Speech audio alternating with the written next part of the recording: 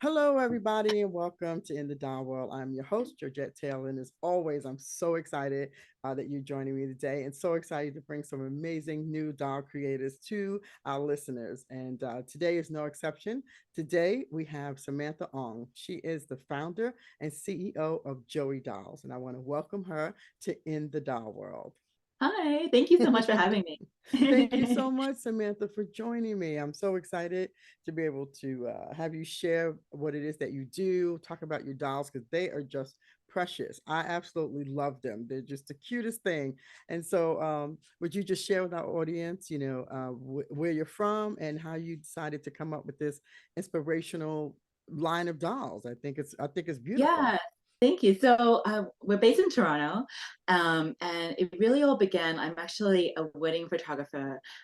So it was like during the pandemic where like I was really stripped of the ability to work. I wasn't like I had so many weddings canceled, so I was Yeah. stuck at home with my daughter. It was actually turned out to be a blessing because when you have a small business, you don't really like think to take maternity leave for yourself. And so I just went like straight in after having her, giving birth to her. I went straight into working weddings, which was really insane. So this Hmm. pandemic forced me to like really reprioritize my life and like Hmm. spend some time with her. And so as I was doing that, I was watching like news of the pandemic and Right. seeing like anti-Asian hate like really increasing significantly. Like I remember feeling like sort of ashamed of my own how I look, like potentially Mm. like being scared about stepping outside, like what people Hmm. might think of me. I was seeing a lot of like hate speech, Right. especially surrounding like spreading the virus, where it came from, and all of Yes. that. Mhm. Um, and also, like a lot of what was talked about was like referring to Asians as just like sort of like one group. And you know, when you have a child, I really feel that you see the world through their eyes, but also you reflect upon your own childhood. Mhm. And so when I was having all these thoughts, I thought, oh gosh, like I don't want her to feel ashamed of being Asian or how she looks, just like Mhm. I did when I was younger. I remember, telling my dad like speak English, or like, Oh, I wow. was really like, yeah, envious of my like classmates who were blonde and blue Mhm. eyed. Mhm. Those were the dolls that I played with, and I Right. really do think that that had such a impact on how I viewed myself in society. That I was always like the other. I was never like supposed to be the main character or someone Mhm. that will be something in society. Um, like I remember thinking vividly to myself, like I could never be a princess. I could never be like Mm. in Hollywood. I could never be someone of significance. Right. And so trek along doing, just being the other person. Mhm. Right. And I understand. so, yeah, yeah, of course. Yeah. And so, also, of course, we were stuck in the pandemic. We were just all alone. So it was really myself and my daughter. My husband had to work the front lines and, Mhm. feeling very lonely. So that's when I really thought, okay, well, let's look at for some dolls that she could feel comforted by. Right. And I really wanted to look for dolls that she could see herself in. Um, and so as I was looking, I couldn't believe like how very little that was out there, even to this day. Like, we Yes. talk about diversity, we talk about representation, and there's just really not much out there. Of course, there are a few, but what I tend to see that was out there, there would be a whole range of dolls, and then there'll be that one token Asian doll, and it tended to have stereotypical features, Mm. um, and then fair skin, black hair, and then somehow it was called Asian, and then even sometimes they weren't even very Asian looking. They still looked very white. Right. So I was like really disappointed in what I could see. I personally couldn't connect with them. I couldn't feel proud to give that to Right. my daughter. Mhm. And so, it was around the time where like she was 1 year old. It was her birthday. It was we normally we wanted to put her in her like traditional Asian outfit. So Mhm. actually, I'm Chinese Malaysian, and my husband's Korean. So although we're Asian, but we can, more Different specifically types, say, right. like, Mhm. yeah, Chinese, Korean, Mhm. Malaysian. So like we celebrate our culture through our outfits and through our food and all of this. But then I was like, we don't do that through dolls.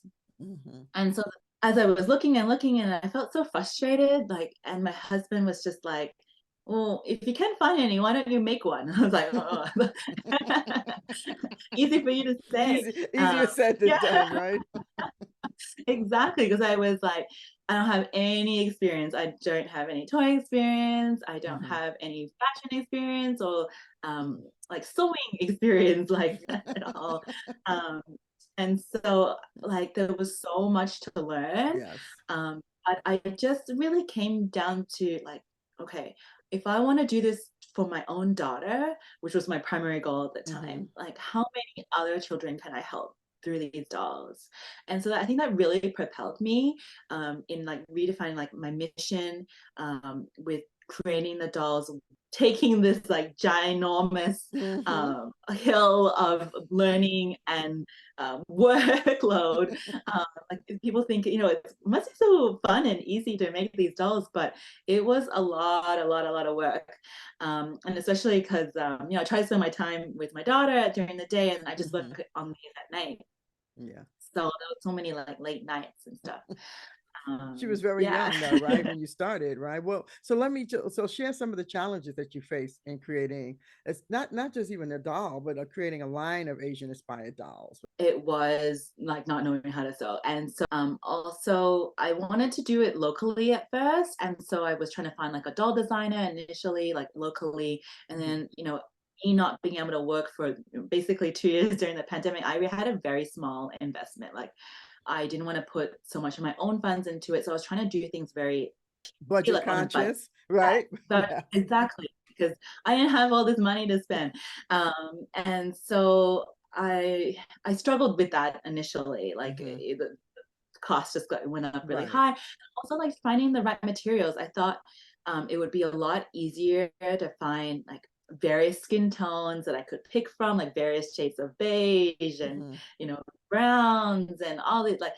But I couldn't believe how hard it was, and that's when I was like, okay, I had to take this overseas because they had more variety, and then if I needed to, I could custom. Right. Of course, that still required like a large investment to do custom fabrics and all of that, but Hmm. it was just so much more. I had access to more Okay. overseas, Right. Yeah. and definitely when it came to the cultural aspect, like I remember being so worried about getting things right because Hmm. I don't want to like offend anyone. I don't want to pretend that I know what it is like to be Vietnamese or like what's important for them. Hmm. So there was a lot of design changes. So Oh, even though it took me like it's been 3 years to the like until like when it's November, it's gonna be 3 years since I like incepted this idea. But because of all the reiterations, I was able to like redefine like what we were about and what was important for the doll to have. hmm. Whereas if I pushed out the doll that I had 3 years ago, like my initial idea, I don't think I would have been very proud of it, and I don't think people would have connected with it. Because, Wow. Okay. yeah, so I'm actually really glad that we went through those changes. Like I spent a lot of time asking people in the community to give feedback, and like reaching out. And the community has been really, really, really That's supportive beautiful. in it. Yeah, and that's what I think I want it to be really about. That these dolls aren't just me making these dolls. Like it's been like a real collaborative effort, and it's for the community Hmm. that everyone feels a part of this journey as well because they have had such an input. Especially the names as well. Like I made sure like that was like given a lot of importance. Hmm. Initially, I was like, oh, I'm just gonna pick the names. Like, how hard can it be? And then I was like, wait, like the names are gonna have so much meaning and significance for Hmm. every culture. And Wow. so that's when I like really put it out there for people to give feedback on Hmm. and help choose the name. Yeah, I think wow, just listening to the way that you did the process, I just really want to just congratulate you on that because I think a lot of people, like you said, would not necessarily think about specific Asian cultures and ask for their input. They would just take it upon themselves to think, oh, well, Mhm. I know this, or I think I know this, and this is what I'm gonna represent. So kudos to you for doing that. I think that that made it so much more culturally, I think, inspired by Mhm. doing that. Now, how many cultures do your dolls represent, Yeah. and what are their names? I'm so glad that you said that you went to the culture and said, "Hey, what about this name? Does this work?" Because it's a different meaning and it represents something to them. You know, that's really important. So that's really beautiful that you did that. Thank you. Yeah, so we have six cultures or ethnicities. Mm-hmm. And so we have Chinese, Vietnamese, Filipina, Korean, Indian, and Indian. Oh, sorry, I said one twice, and Japanese. Can't even have it.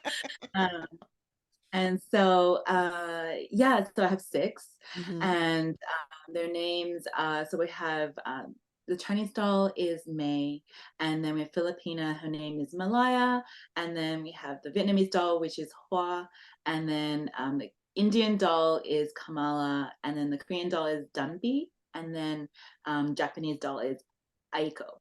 Yeah, they all have meanings, and so Mm-hmm. like it was such a actually just in the name itself it was such a process Mm-hmm. because like for example the Indian doll I didn't realize like how many languages there are in Right, India, and right. so the interpretation of the names could mean different things, but also a lot of the names were very religious focused. So because I want these dolls to be relatable for children, I didn't want them to be just relatable to Mm-hmm. one Yes. religious background.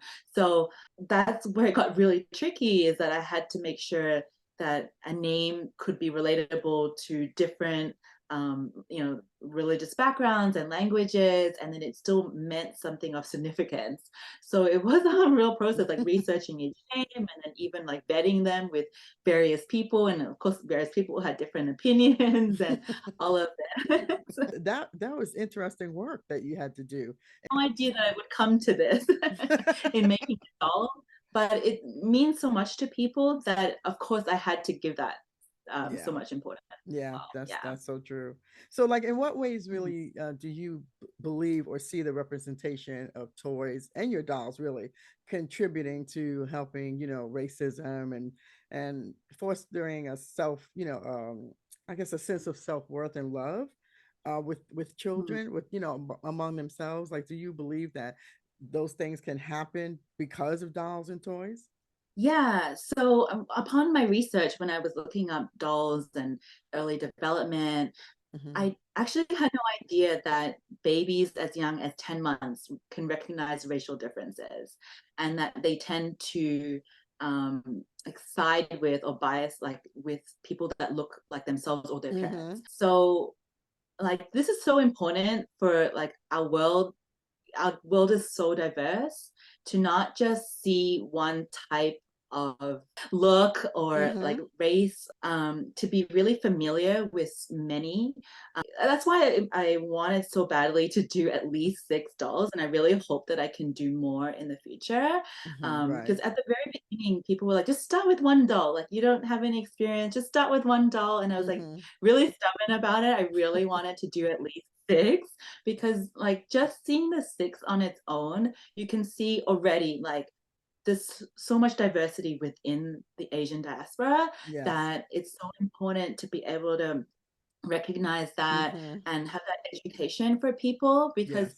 like I really saw this like during the pandemic or even other times where we've traveled and Hmm. um people tend to like my husband's Korean and people tend to think he's Chinese and Chinese, like there's yes, just a lot of yes. yeah it's a Hmm. lot of like assumptions and just like not enough education I guess. Right, And yes. so I'm really hoping that if children or even adults as alike that Adults can when they too. see the doll, Because like you yeah, said, that we get, a lot of people get caught up in, like you said, their own ideas of what that looks like, and if you see a different like, culture, you just, you want to tend to put it in one box, like that's who they are, right? Or if you see a face that looks different, oh well, that's what they are, and that's not the truth. I think it forces you, just like it did you, in the sense it forced you to learn that there were so many languages in India. There were so many different things that came with names, representation of names was so different.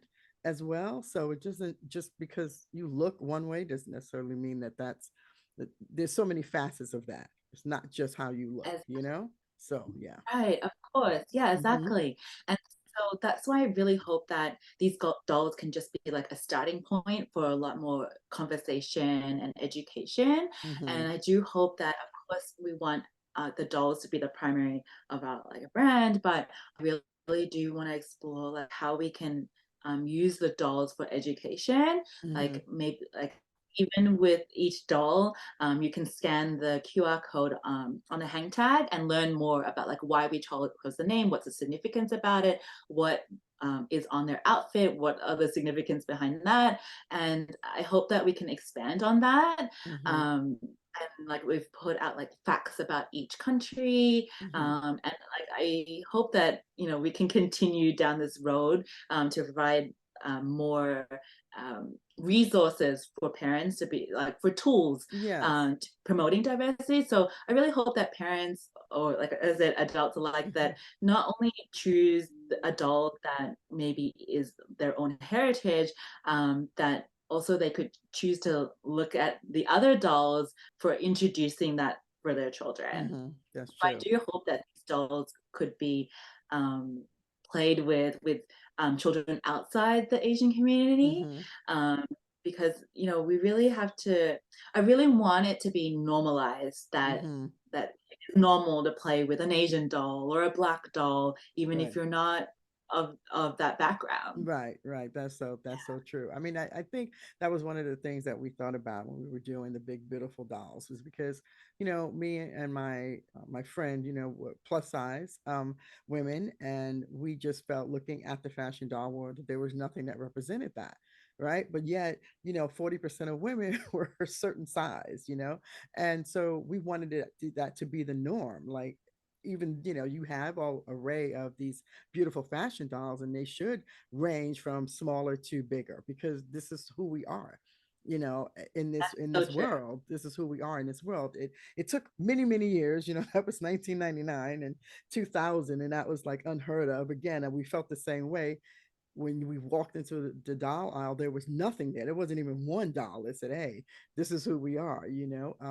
So I definitely understand where you're coming from, in the sense of wanting it to be, wanting, not just your culture but other cultures to be represented, because we are a melting pot. I mean, this is just what the world is, and so there should be dolls that represent all aspects, all abilities, all disabilities, right? All colors, all shapes and sizes, because that is who we are as people. So again, I'm so excited about your dolls.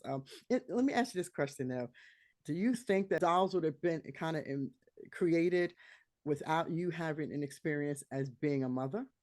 No, I don't think I would have thought to like look at dolls. And so I think that's a huge blessing that I have had this experience. Like I said, when I'm with her, I look at the world through her eyes. So it's like, how do I want to redefine her like way of life that Mm-hmm. was different to my own, Right. and changing that narrative, and how in creating the dolls how I can change the narrative for other children. And I would have never thought about that if it weren't having her, because I Mm-hmm. wouldn't like my childhood was just like in the past now. And of course I would have thought like, okay, there needs to be more representation on TV and such like Right. that. But it wouldn't have been But something that never you thought you would have just go ahead and did, right? thought, If it no, wasn't for you not at having a all. child. Yeah. I understand that. How do you represent all the cultures, like through, I guess, their and their heritage, through their designs? How do you incorporate that into their designs? Yeah, so I really at first like I wanted to look up what the traditional dress for each Mm-hmm. city was, and so I started from there, and Okay. then I started reaching out to people like, well, what do you think? I started drafting what it could be, and then I started like adding a lot of details.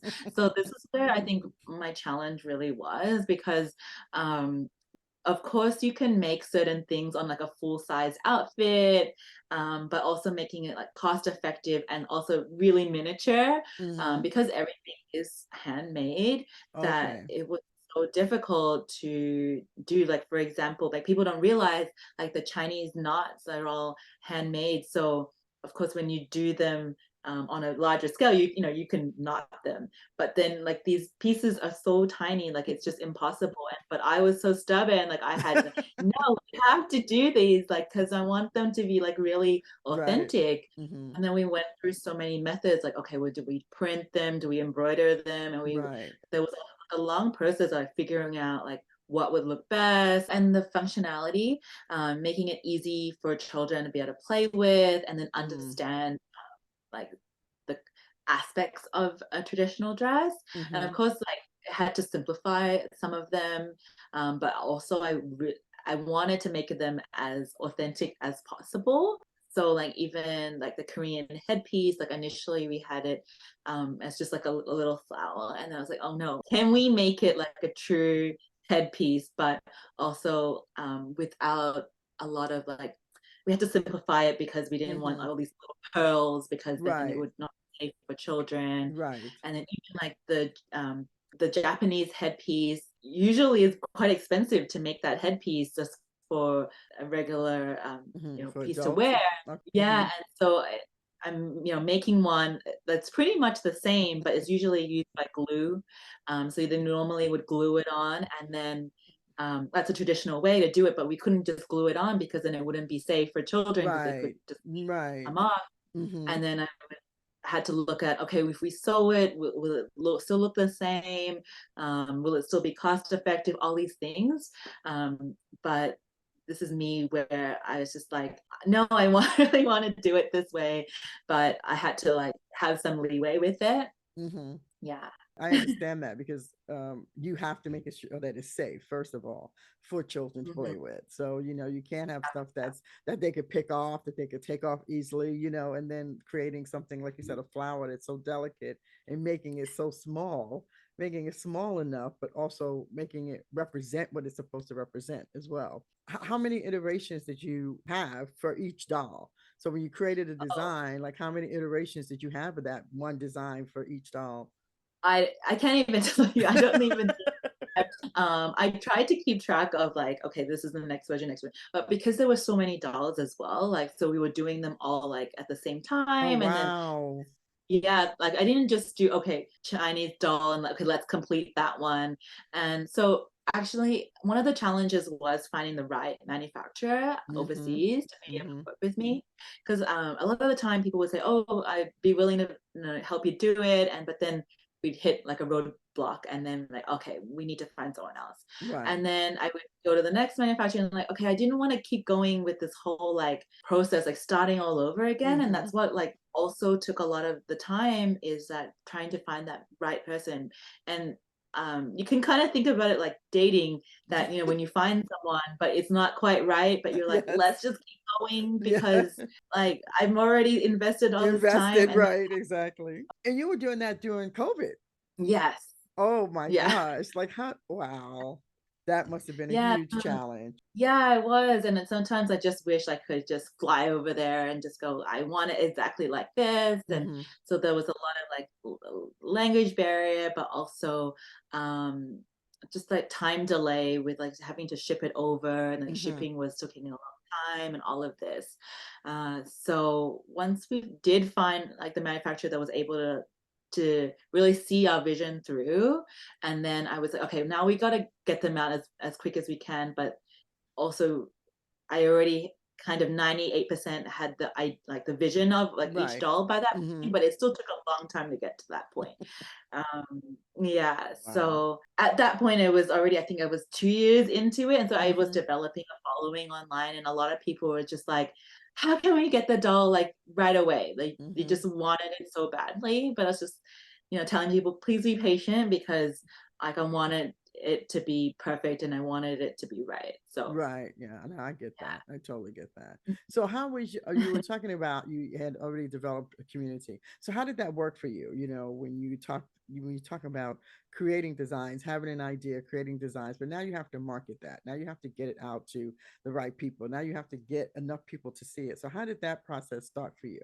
Yeah, so initially it was just social media. So I was just posting, and of course, you start off with like 0 followers, and I'm like, is anyone even going to be interested in it? And that's when I really was looking at doing things as cheap as possible because I didn't know if anyone would buy them. Mm.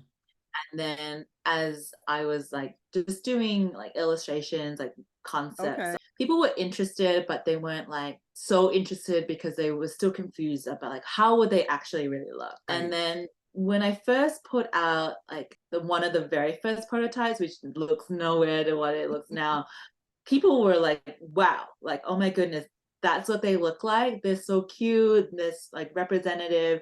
I want them. And so it just really snowballed from there. And Hmm. also when I was just like looking on like even like say Facebook groups, like looking at like asking questions like for people to have input on, Okay. Okay. like naturally developed an interest and then would share I would share. to their friends. Okay. Okay. So because you reached out to the community to ask for their input, you kind of probably got a lot more people interested and people got to Yeah. see what you were doing. So that kind of helped, I think, a lot. Does, and I think it helps people feel, yeah, part of that process, but also Hmm. like the reason why I was doing everything instead. Because a lot of the time people think, like, especially on my social media, they don't. I really do need to put my face out there more, but people think I'm just like this corporation or this Mm. company has like this big budget behind it, or Right. like all these different options and all these Hmm. things. But like I am really only one person being able to do this, and so I hope that if I start with the 6 dolls, I can, do more in the future. Hmm. But initially, yeah, people would have all these like ideas of like how we should do them and all of this. And I was just like, no, like spend a lot of time like explaining like why we did certain things, and please be patient. Like in the future, we'll hope to have Right. Hmm. options. Right. Like for example, people wanted different skin tones to be able to choose from for each For doll, each and I doll. hope that Hmm. I can do them, Right. but not like right now because of course we have minimum orders that we have to do, and Right. like it Hmm. just adds like a lot of complexity to the Right. whole Right. all of it. Are you still just a one-man band? Yeah, pretty much. Like I have like an assistant that helps me, like especially with social media. I can't respond to all the questions and the comments and all of that. Hmm. But pretty much it's just me, and then I Right. lean on my husband here and Hmm. there. So he becomes the worker bee at some point, right? Yeah. Let me ask you this question. Do you have any dolls to show? Yeah, I do. Yes. This is the Korean doll. Oh, Right. here you go. Yeah, Yep. here. Hmm. Yep. Actually, this is the cutout of her. Oh, I that's so printed. cute. Yeah. Yeah, so that So was the adorable. the Vietnamese one, Oh. and she's named Hua, and this one is done B, and is Aiko, the sorry Japanese one. Uh-huh. Yeah. It's adorable. They're all so cute. I love it. And like with the face, like, I remember when I was designing them, my daughter couldn't even speak at the time, and I was Hmm. designing them on the computer, and she would just see the face and she would giggle and laugh just by seeing them on the computer, like not Uh-huh. even having to listen.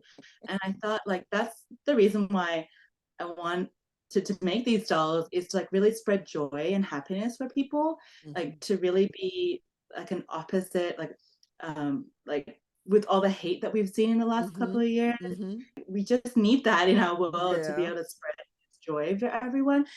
So yeah, this is the Filipina doll. Her name's Malaya. One is Kamala, the Indian doll. They're beautiful. I Uh, love her outfit. So cute. yeah, she's it's one of my favorites. She's like super blingy and yeah. Yeah, she is. May as the last one, and this is a Chinese doll. So cute. No. They are adorable. They are just so Thank cute. you. So let me ask you, where did you get the name from, Joeydolls? Where did that come from? Yeah, so actually my name, oh sorry, my daughter's name is Josephine, but we call her Joey. Oh, Um, okay. so I figured that like she was the inspiration behind all of this, so I Hmm. named it Joeydolls. But also, as I mentioned before, was that I wanted the dolls to be like a playmate for my daughter, like a Hmm. companion. So the name Joey, like I grew up in Australia, so the name Joey is like a slang. Of course, it's a name for like a baby koala, baby kangaroo, but Okay. also it's like slang for like a young child. I was like kind of fitting that, that I want these dolls to be like a friend, not just like okay a doll, but I really wanted them to be seen as a friend that Mm-hmm. they could have at times of comfort.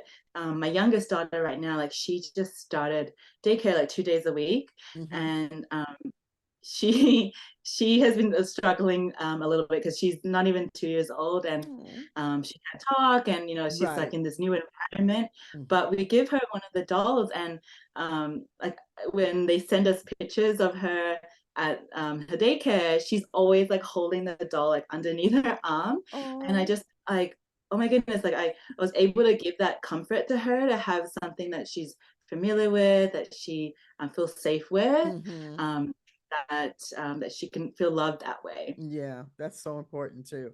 Feeling safe, that's just wow, that's really so important. So I'm so glad you mentioned that about what your daughter does with the dolls and how it's really, it's probably helping her a lot get through all the changes that are happening for her, being away from you, being in a new environment. So that brings me back to asking you, what's been the most rewarding, right, experience for you since starting the Joeydolls, and in terms of impact on the children and their families? What's been the most rewarding for you in that? Yeah, so because the dolls are still currently like pre-order right now, I haven't like I'm still waiting for the full production that like they're being shipped over right now. I'm eagerly awaiting to Yay! ship them out to everyone. I Yeah, but I still think like the response online has been really amazing. Like being able to like we sold out like $2,200 within 48 Oh, hours. that's so nice, Samantha. That's beautiful. Yeah, and just like the response, like people sending me messages, like taking the time to say thank you so much for doing this for my children, Yeah. for the future generation, and even for people that don't have children. They Mm-hmm. said, oh my gosh, like seeing the dolls brought tears to my eyes because of my unhealed childhood. And even for like adopted children that didn't have Yes. like a connection to their heritage, and also parents of adopted children who didn't know how to connect their adopted child to their culture. Yeah. So, like, there's so many ways that I think adults can help people, and having that feedback, like, people, I've had mixed families where they're Mm-hmm. not Asian, Mm-hmm. so they would say things like, I it was such an eye-opening experience being a parent of an Asian child, Mm-hmm. like looking for toys or books, and like it being so eye-opening that it was so difficult to find that representation. Like they Yeah. didn't see that until they had their child. Mm-hmm. Um, and how they just felt so joyful that they were able to find our brand, to be Mm-hmm. able to give them that like tool to be able to give that to their Right. children. Yeah. Yeah. Wow. Um, That made me so emotional from a minute ago when you were talking about that, especially the children who and are adopted, I think, because it's like, mhm, you don't, you as a parent, you want to make sure that your child feels loved and accepted. And when there's nothing out there that represents that, and you can't find anything that represents that, and you're a different race or different culture, I think that that's really really hard. I yeah, know we talk a lot about this in a Caucasian family adopting a African American child. It's the same way, right? What I think is very interesting when I'm having this conversation with you is that I think a lot of people don't understand that there's such a lack of representation in so many different cultures when it comes to yeah, information to provide for their children. It's just yeah, so I just don't think we look at it in that sense, until we have children and we try to find something that represents who they are in this world, and then you see the disparity of not being represented, in yeah. this world. And so I think what you're doing is just very powerful, and on so many levels, on so many levels, and I'm just so excited to see what the things that are going to be happening for you, really. Thank you so much. I just wanted to mention also that I couldn't believe that we also had families reach out to us in Asia who said they themselves can't find Asian dolls Mm-hmm. in, and the only dolls out there are like these blonde dolls with Yes. white skin. And so, like you said, like it's crazy that like so many are not Mm-hmm. represented and in their own countries. We had a woman who was on the show about maybe 2 3 years ago, and that was her. She made it her business to make sure that there were African American dolls or black dolls in Africa. There are some parts of Africa that did not, in the stores they could not find black dolls, and we're like you said, we're Yeah. just like, really? I mean, they just couldn't find them, and literally she would have people donate and send them over because they were not selling them.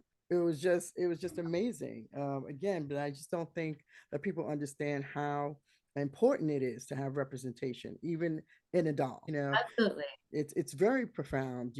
It's just something that's so needed because those dolls is something that gives children comfort. To see themselves represented in that is just powerful, and it's just something that needs to continually happen in this world. And you're part of that, so that's a beautiful thing. It's a beautiful thing. Thank you. You're And then one welcome. more thing, actually, my daughters, when I first came up with the first prototypes, I just had a various like skin tones for the dolls. And interestingly, when I asked them like which ones are your favorite, they would always gravitate to the Filipino and Indian doll, which are the darker dolls. Mm-hmm. I never had like I never swayed them in any way, like to which Mm-hmm. doll would look better or whatever.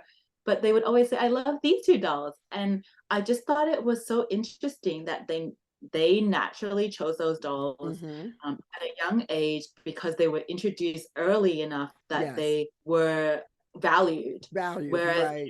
society, what is Yes. taught like very subliminally, that people of darker skin tones are Mm-hmm. not valued. Mm-hmm. And Yeah.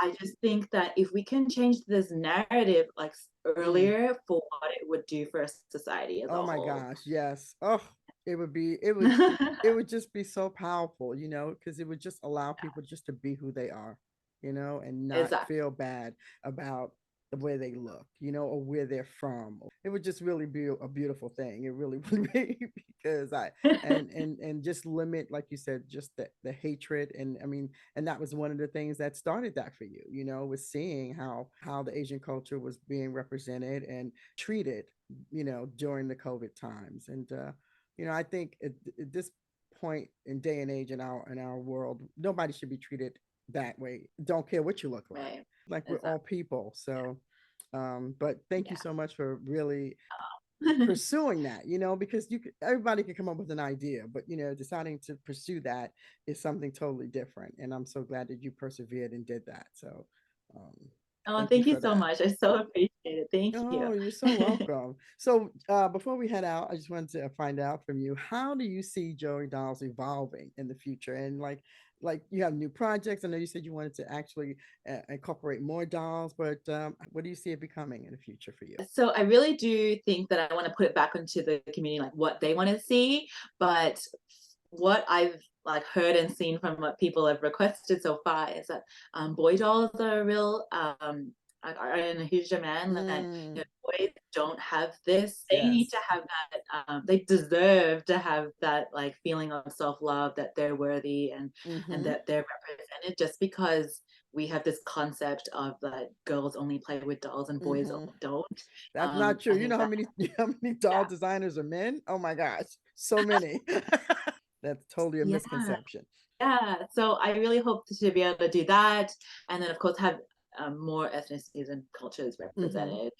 And then of course like the whole like there are a lot of mixed children, or even like this concept of, for example, East Asians only come with like lighter skin. Mm-hmm. It's not true that Right. there's such a variety. So colorism is such an issue that in Asia communities that is not really talked about, but really needs to be dismantled. That So I really hope that we can celebrate not only the different cultures, but also different skin tones, and like I said, the Mm-hmm. different the different genders. Genders, So right.